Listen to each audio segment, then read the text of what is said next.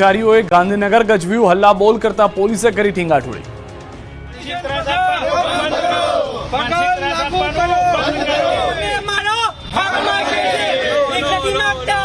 ગુજરાત રાજ્યના village computer entrepreneur કર્મચારીઓએ કંઈક આ રીતે ગાંધીનગર ગજવ્યું, નારેબાજી અને હલ્લા બોલ કર્યા। પોસ્ટર સાથે વિરોધ અને પોલીસ સાથે ચકમકથી ગાંધીનગરનું વાતાવરણ ગરમાયું। વીસી કર્મચારીઓ પોતાની વિવિધ માંગણીઓને લઈને ગાંધીનગર સત્યાગ્રહ છાવણી ખાતે પહોંચ્યા। મોટી સંખ્યામાં કર્મચારીઓ ગાંધીનગર પહોંચી ધરણા પ્રદર્શન કર્યું। સરકાર દ્વારા અપાયેલી બાંહેધરીઓ પૂર્ણ ન થતા કર્મચારીઓએ આંદોલનનો માર્ગ અપનાવ્યો અને પોતાની માંગ સાથે નારેબાજી કરી। સરકાર વિરોધી હુરિયો બોલાવ્યો। આ વાતની જાણ થતાં પોલીસ સત્યાગ્રહ છાવણી ખાતે પહોંચી ગઈ। વિરોધ કરી રહેલા કર્મચારીઓને અટકાયત કરી પોલીસ બસમાં બેસાડી પોલીસ સ્ટેશન લઈ જવાયા। મહત્વનું છે કે વીસી કર્મચારીઓ છેલ્લા 8 વર્ષથી વિવિધ માંગણીઓ કરી રહ્યા છે। તેમની મુખ્ય માંગણીઓમાં કમિશન પ્રથા બંધ કરવી, નિયમિત પગાર ધોરણ લાગુ કરવું, લઘુત્તમ વેતન ધારો અમલમાં મૂકવો અને ઈ ગ્રામ પોલિસીમાં ફેરફાર કરવાનો સમાવેશ થાય છે। મહત્વની વાત એ છે કે મંત્રીઓ પણ સ્વીકારી રહ્યા છે કે તલાટી ન હોય તો ચાલશે, પરંતુ વીસી વગર ગામનું વહીવટી કામકાજ ચલાવવું મુશ્કેલ છે। આમ છતાં વીસી કર્મચારીઓનું આર્થિક શોષણ સતત ચાલી રહ્યું છે। જલસા ન હોય, પરંતુ અમદાવાદની સાબરમતી જેલમાં તો કેદીઓ લીલા લહેર કરી રહ્યા છે। જાણે ઘર હોય તે રીતે મસ્ત ગાદલામાં આરામ ફરમાવી રહ્યા છે। દ્રશ્યોમાં જોવા મળી રહ્યું છે કે સાબરમતી જેલની એક બેરેકમાં ગાદલા નાખી કેદીઓ સૂતા છે, આરામ ફરમાવી રહ્યા છે। અન્ય વિડીયોમાં જેલમાં મુલાકાત રૂમનો છે। સાબરમતી જેલમાં આરામના નામથી વિડીયો વાયરલ થઈ રહ્યો છે। કેદીઓના 2 વિડીયો વાયરલ થતા આ અંગે સેન્ટ્રલ જેલે ખુલાસો કર્યો। અમદાવાદ જેલનો વિડીયો ન હોવાનો દાવો કર્યો, વિડીયો પણ જૂના હોવાની વાત કરી। પોરબંદરમાં પાલિકાનું શોપિંગ સેન્ટર બન્યું ખંડેર। ચારે બાજુ જંગલ, દુકાન આસપાસ જાળી ઝાંખરા, ખુલ્લી દુકાનો અને ખંડેર લાગતું બિલ્ડિંગ।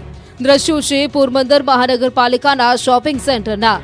મહાનગરપાલિકાએ 87 લાખના ખર્ચે શોપિંગ સેન્ટર તો બનાવી દીધું, પરંતુ પાલિકાને લોકાર્પણ કરવાનો સમય મળતો નથી, એટલે લોકાર્પણ પહેલા 3 વખત ખંડેર હાલતમાં શોપિંગ સેન્ટર ફેરવાયું છે। આ માર્કેટ બન્યાના 10 વર્ષ બાદ પણ ખંડેર હાલતમાં છે। તંત્ર દ્વારા બિલ્ડિંગની જાળવણી કરવામાં ન આવતા બિલ્ડિંગની ચારે બાજુ જંગલ જેવા વૃક્ષો ઉગી નીકળ્યા છે, જાણે કોઈ અસામાજિક તત્વોનો અડ્ડો બની ગયો છે। મોટા ઉપાડે શોપિંગ સેન્ટર તો બનાવી દીધું, પરંતુ કોઈ સંભાળ ન થતા હવે આ બિલ્ડિંગ ભૂતિયું બિલ્ડિંગ બની ગયું છે। તંત્ર દ્વારા મરામત ન કરાતા હવે આ શોપિંગ સેન્ટરમાં કોઈ દુકાન લેવા વેપારીઓ તૈયાર નથી, એટલે નાના વેપારીઓને દૂર ખસેડી આ શોપિંગ સેન્ટર બનાવવામાં આવ્યું હતું, પરંતુ લોકોના નાણાંનો વેડફાટ થઈ રહ્યો છે। કચ્છની સ્ટ્રોબેરીની મુંબઈમાં ધૂમ, ખેડૂતના દીકરાએ દેખાડ્યો દમ। સ્ટ્રોબેરીની ખેતી મહારાષ્ટ્રમાં જ થાય એવું માની લેવાનું કોઈ કારણ જ નથી, કારણ કે હવે તો કચ્છની ધરતી પર પણ આ રીતે સ્ટ્રોબેરીનો પાક લહેરાવા લાગ્યો છે। રણગણાતા કચ્છમાં નાજુક ગણાતી સ્ટ્રોબેરીની ખેતી કરવી એ લોઢાના ચણા ચાવવા જેવું છે, પરંતુ કચ્છના રેલડી ગામના હરેશ ઠક્કર છેલ્લા 5 વર્ષથી સ્ટ્રોબેરીની ખેતીમાં કમાલ કરી રહ્યા છે। સ્ટ્રોબેરીના 18,000 છોડથી શરૂઆત કરનાર હરેશભાઈએ આજે પોતાના 7 એકર ખેતરમાં સ્ટ્રોબેરીના 2 લાખથી વધુ પ્લાન્ટ ઉગાડ્યા છે। સરકાર તરફથી મળતી દરેક સહાયનો લાભ મેળવીને તેઓ સ્ટ્રોબેરીનું બમ્પર ઉત્પાદન મેળવી રહ્યા છે। સ્ટ્રોબેરીના એક ફળનું વજન તેમના દાવા પ્રમાણે 20 ગ્રામથી લઈને 100 ગ્રામ જેટલું હોય છે।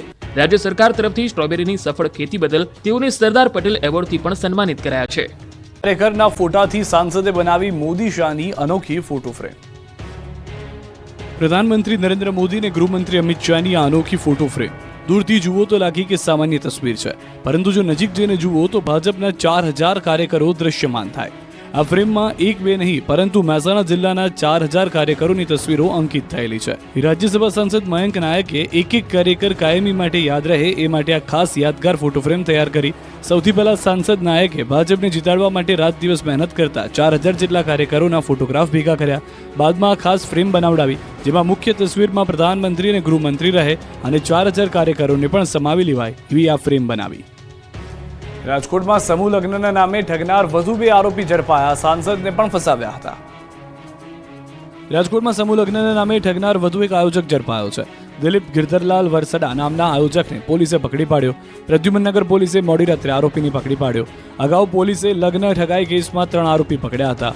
પોલીસે 6 આયોજકો સામે ફરિયાદ નોંધી, જેમાં દીપક હિરાણી, દીપક ગોહિલ અને મનીષ વિઠ્ઠલપરાની ધરપકડ કરી। પ્રાથમિક પૂછપરછમાં 4 આરોપીઓનું કહેવું છે કે તેમણે પોતાનું નામ રોશન કરવા માટે આવા કાર્યક્રમ યોજ્યા હતા।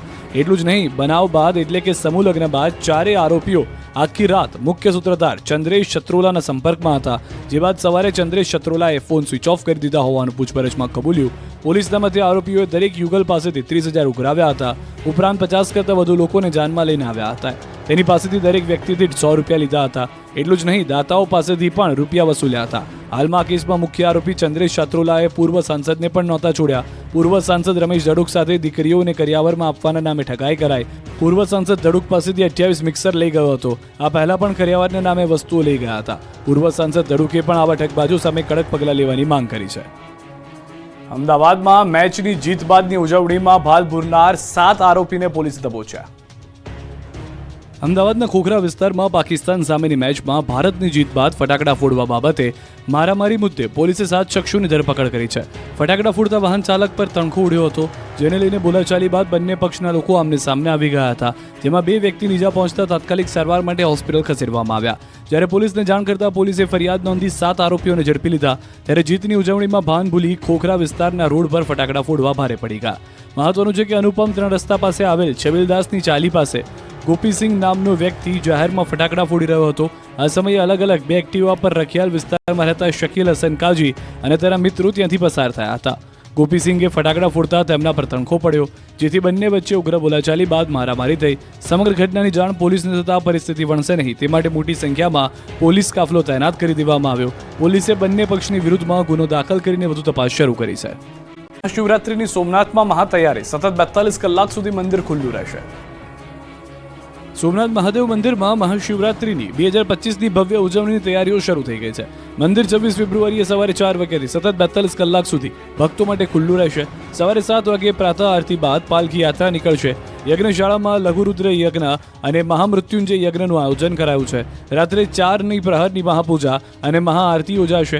સવારે 8 વાગે સોમનાથ સમુદ્ર કિનારે હજારો ભક્તો માટે પાર્થિવ શિવલિંગ મહાપૂજાનું આયોજન કરવામાં આવ્યું છે. ભક્તોને દર્શન અને ગંગાજળ અભિષેકનો લાભ મળે તે માટે સવારે 8 થી 11 અને બપોરે 1 થી 5 વાગ્યા સુધી વિશેષ વ્યવસ્થા કરવામાં આવી છે. સકીર્તન ભવન ખાતે ધ્વજા પૂજા માટે વિશેષ વ્યવસ્થા કરાશે. સોમેશ્વર મહાપૂજાના સ્લોટ્સ બમણા કરવામાં આવ્યા. 26 ફેબ્રુઆરી સુધી સમુદ્ર દર્શન વોકવે પર સોમનાથ મહોત્સવમાં સાંસ્કૃતિક કાર્યક્રમો યોજાશે. ભક્તો માત્ર 25 રૂપિયામાં બિલ્વ પૂજા કરી શકશે. પોસ્ટ દ્વારા ભસ્મ, રુદ્રાક્ષ અને નમન પ્રસાદ મોકલવામાં આવશે. દિવ્યાંગ અને વૃદ્ધ ભક્તો માટે સ્વાગત કક્ષ ખાતે ગોલ્ફ કાર્ટ અને વ્હીલચેરની નિઃશુલ્ક સુવિધા ઉપલબ્ધ રહેશે. તો મંદિરમાં યાત્રીઓની વધતી સંખ્યાને અનુલક્ષીને લોકોની સુવિધા સચવાઈ રહે તેના માટે 3 દિવસ લાઇટ એન્ડ સાઉન્ડ શો બંધ રાખવામાં આવ્યો છે. મહાનગરપાલિકાનું બજેટ સત્ર શરૂ, વિદ્યાર્થીઓના પ્રશ્ને સત્તા પક્ષ અને વિપક્ષ વચ્ચે તડાફડી. અમદાવાદ મનપાના 2 દિવસીય બજેટ સત્રનો પ્રારંભ થયો. મેયર પ્રતિભાબેન જૈનની અધ્યક્ષતામાં સ્કૂલ બોર્ડના બજેટને લઈને ચર્ચાઓ કરવામાં આવી. સત્રમાં સત્તા પક્ષ અને વિપક્ષ આમને સામને આવ્યા. વિદ્યાર્થીઓના પ્રશ્ને સત્તા પક્ષ અને વિપક્ષની વચ્ચે તડાફડી થઈ. કોંગ્રેસ કાઉન્સિલર જગદીશ રાઠોડે શાળાઓના મુદ્દે મોટો આરોપ લગાવ્યો. તેમણે કહ્યું કે પૂર્વ અને પશ્ચિમની શાળાઓમાં ભેદભાવ કરવામાં આવે છે. બંને વિસ્તારોમાં ભોજન વિતરણ કરતી સંસ્થા અલગ છે, જેથી પશ્ચિમમાં સારી ગુણવત્તાનો ખોરાક અપાય છે, જ્યારે પૂર્વમાં બાળકો ખાઈ ન શકે તેવી નબળી ગુણવત્તાનો ખોરાક અપાય છે.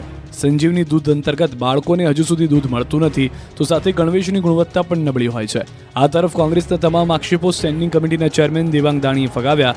દૂધ અંગે કોઈ ફરિયાદ આવી નથી. આજે પણ સંજીવની દૂધ યોજના ચાલુ હોવાનો દાવો કર્યો. ખેડૂતોને મોદી સરકારે ભેટ આપી. દેશભરના કરોડો ખેડૂતોને નરેન્દ્ર મોદી સરકારે મોટી ભેટ આપી છે. પીએમ કિસાન સન્માન નિધિ યોજનાનો 19મો હપ્તો રિલીઝ થયો. પીએમ કિસાન સન્માન નિધિ યોજનાના 6 વર્ષ પૂર્ણ થતાં ગુજરાતમાં 66.65 લાખ ખેડૂતોને મળ્યા 18,800 કરોડ. યોજનામાં દેશના તમામ નાના ખેડૂતોના બેંક ખાતામાં વાર્ષિક 6,000ની સહાય અપાય છે. ત્યારે પીએમ કિસાન સન્માન નિધિ યોજનાનો 19મો હપ્તો રિલીઝ થયો.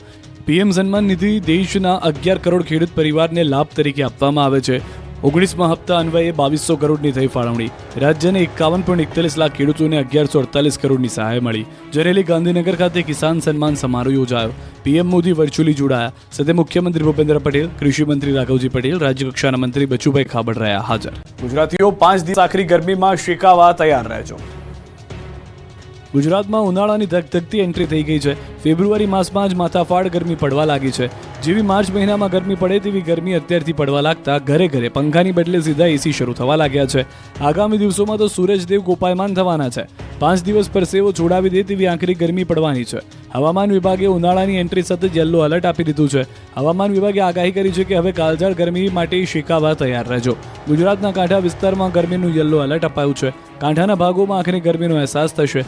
સૌરાષ્ટ્ર, કચ્છ અને દક્ષિણ ગુજરાતના દરિયાઈ વિસ્તારોમાં એલર્ટ અપાયું. આવતા દિવસોમાં પારો 2 થી 3 ડિગ્રી ઉંચકાઈ થઈ શકે। આ વિસ્તારોમાં અઠવાડિયાના મધ્ય સુધીમાં ગરમી 40 થી 41 સેલ્સિયસ તો સુરતની આસપાસ કેટલાક સ્થળે 42 સેલ્સિયસે પારો પહોંચી શકે છે। રાજ્યના મોટાભાગના તાપમાન 37 થી 38 સેલ્સિયસ રહેવાની સંભાવના છે। અમદાવાદમાં પણ ભારે ગરમીનો અહેસાસ થશે। અમદાવાદમાં મહત્તમ તાપમાન 35 ડિગ્રી થઈ શકે તો બફારાથી પણ લોકો અકળાઈ જશે। અકળાવી નાખે એવા બફારાની સંભાવના છે। કાંઠા વિસ્તારમાં વધારે બફારાની આશંકા છે, એટલે ફેબ્રુઆરીનું અંતિમ અઠવાડિયું ગુજરાતવાસીઓને તપાવી દેશે। ઉનાળાની ગુજરાતમાં એન્ટ્રી સાથે હીટ વેવની ચેતવણી આપી છે, તો હજુ ઉનાળાનું ટ્રેલર છે, ત્યારે માર્ચ એપ્રિલ મેમાં ઉનાળો કેટલો આકરો હશે એ વિચારો। અનોખો વિરોધ। સુરતના માંગરોળ તાલુકાના બોરિયા ગામની યુવતીની હત્યા બાદ લોકોમાં રોષ યથાવત છે। આદિવાસી સમાજ દ્વારા જંખવાવ ખાતે અનોખો વિરોધ કરવામાં આવ્યો। લોકોએ મોઢું, કાન અને આંખ પર હાથ મૂકી વિરોધ નોંધાવ્યો। આદિવાસી સમાજની દીકરી સાથે ઘટના બને ત્યારે કોઈ આગળ આવતું નથી। આવા આક્ષેપ સાથે લોકોએ યુવતીને ન્યાય મળે એ માટે શાંતિપૂર્ણ રીતે વિરોધ કર્યો। આરોપીને કડક સજા થાય એવી લોકોની માંગ છે। અનોખો વિરોધ નોંધાવી લોકોએ માંગ કરી કે દીકરીઓની સુરક્ષા પોલીસ કરે। રેલીની પોલીસની મંજૂરી નહીં મળતા આદિવાસી સમાજના અમુક આગેવાનો ભેગા થઈ શાંતિપૂર્ણ માહોલમાં વિરોધ કરી માંડવી પ્રાંત અધિકારીને આવેદનપત્ર આપ્યું। નો મુદ્દો વિધાનસભામાં ગાજ્યો। કોંગ્રેસી ધારાસભ્યોનો ડોક્ટર દર્દી બની નાટ્યાત્મક વિરોધ। ગુજરાતના નાગરિકોના જીવ લેવાનું બંધ કરો, બંધ કરો, બંધ કરો, બંધને છાવરવાનું બંધ કરો, બંધ કરો, બંધ કરો। કોઈ હાર્ટના ડોક્ટર બન્યા, કોઈ ઘૂંટણના તબીબ, કોઈ સપોર્ટિંગ સ્ટાફ બન્યું તો કોઈ દર્દી બન્યું, કોઈ બન્યા પરિવારજન અને પછી ગાંધીનગર વિધાનસભા બહાર દર્દીનું ઓપરેશનનું ભજવ્યું નાટક।